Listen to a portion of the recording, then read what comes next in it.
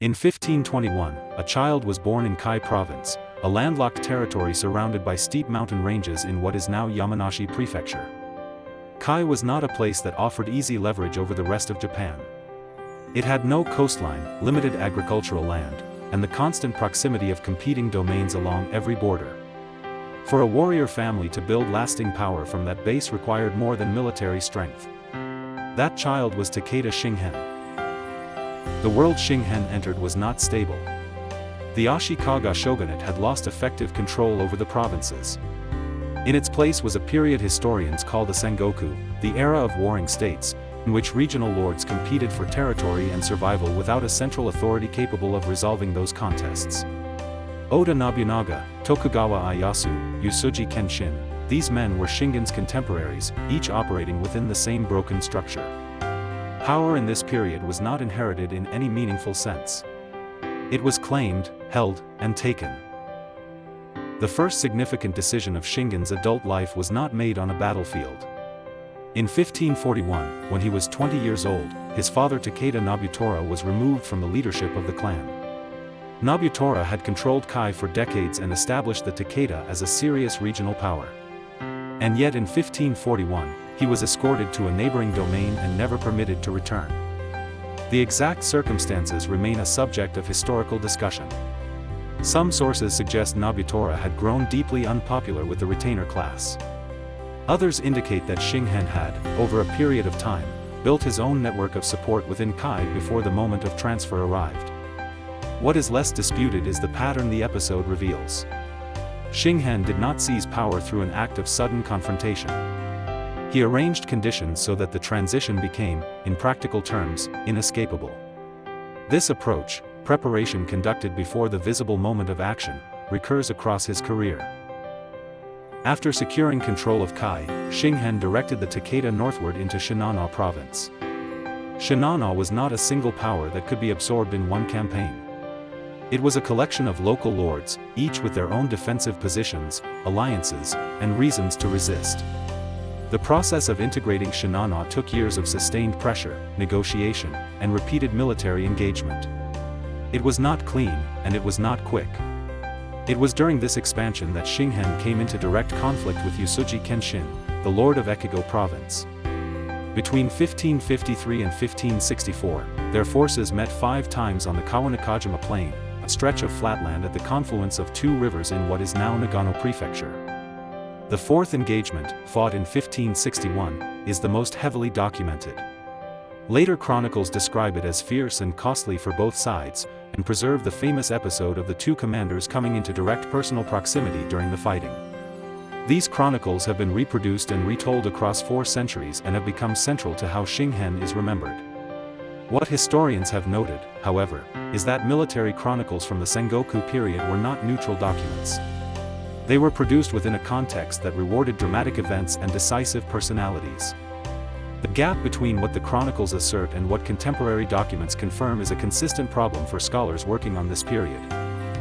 What can be stated with reasonable confidence is this: 5 engagements took place over approximately 11 years, neither commander eliminated the other, and after the final encounter in 1564, no meaningful border had shifted as a result of the fighting.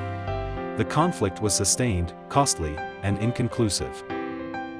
Inside Kai and the territories under Takeda control, Shingen's administration produced documented outcomes beyond the military campaigns. He issued a legal code known as the Koshu Hado no Shirdai, a set of written regulations establishing standards for conduct within the domain. One clause stipulated that if 2 parties came to physical conflict, both would face punishment, including, the code made explicit, Shingen himself. This was an assertion that the law operated independently of the person who held power. Whether that principle was consistently applied in practice is a separate question. That it was written and issued as a governing document is recorded fact. He also directed the construction of flood management infrastructure along the rivers of Kai.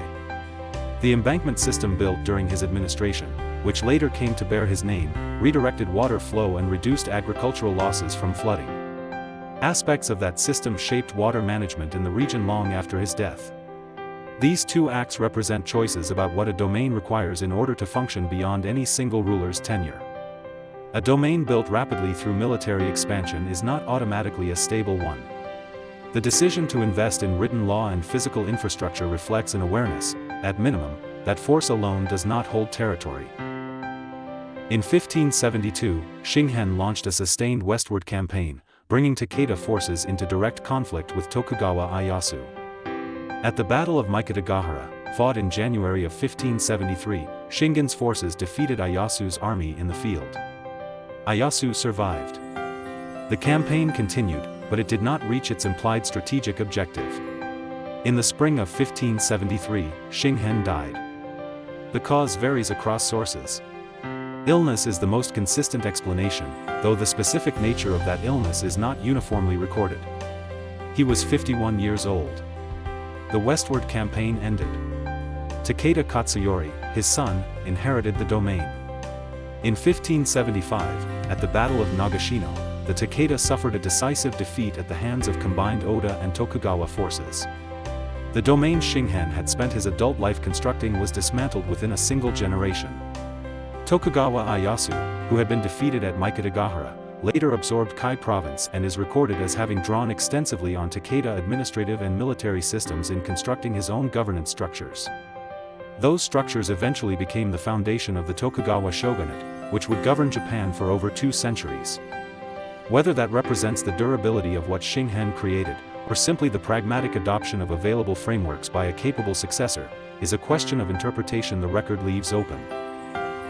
The image of Shingen that persists in popular memory was shaped substantially by texts produced after his death. Military chronicles from the Edo period elevated specific episodes and assigned him a particular character. Later centuries built further on those earlier constructions. Historians working with primary sources continue to distinguish between what the record establishes and what later generations required him to be. What remains, when the accumulated representation is set aside, is a sequence of documented decisions. A man who removed his own father from power and built a domain on an unfavorable geographic foundation. A commander who fought the same capable opponent 5 times over a decade without a decisive conclusion. An administrator who created written law and directed physical infrastructure inside territory assembled through years of military pressure. A leader who won a significant engagement near the end of his life and then died before the implications of that victory could develop. Whether those decisions, taken together, represent coherent strategic vision, or something that resists that characterization, the historical record does not settle that question. It simply records what happened. What it meant, and what Takeda Shingen ultimately was, remains open. Thank you for watching Legends Great Figures. Please subscribe to our channel and give us a like.